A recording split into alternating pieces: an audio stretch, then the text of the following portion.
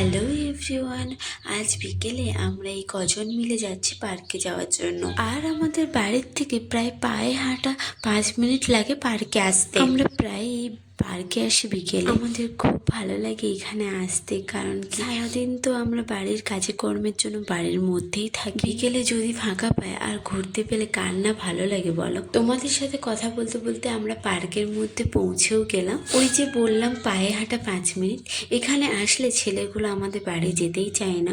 সেটা অবশ্য শেষ পর্যন্ত দেখলে এই ভিডিওর মধ্যে দেখতে পাবে। আজ আমাদের এখানে আসতে লেট হয়েছিল, তাই বেশিক্ষণ আমরা ছিলাম না এখানে। আরও টিউশনে যাওয়ার টাইম হয়ে গিয়েছিল, তাই ওদেরকে একটু খেলা করালাম। আর হ্যাঁ, জানো তো আজকে বাবু আর পুচকি ভীষণ মজা করছিল, আর ওদের সাথে সাথে আমাদেরও ভীষণ মজা হচ্ছিল।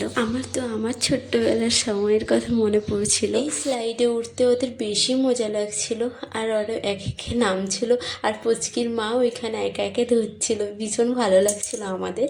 এই দেখো আমাদের পিহুরানি মজা করছে।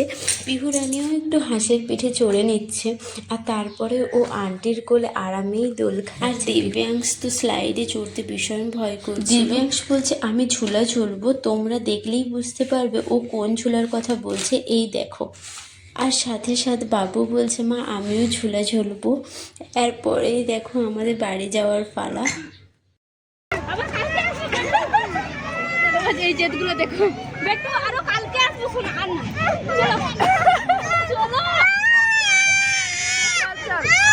আবার কালকে আসবো, তোকে সবাই চলে যাচ্ছে বেটু।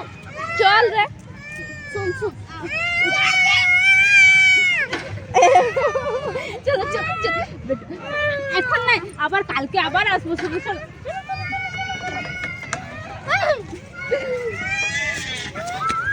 দেখি ও বেটা, আবার কালকে আসবো শোনো।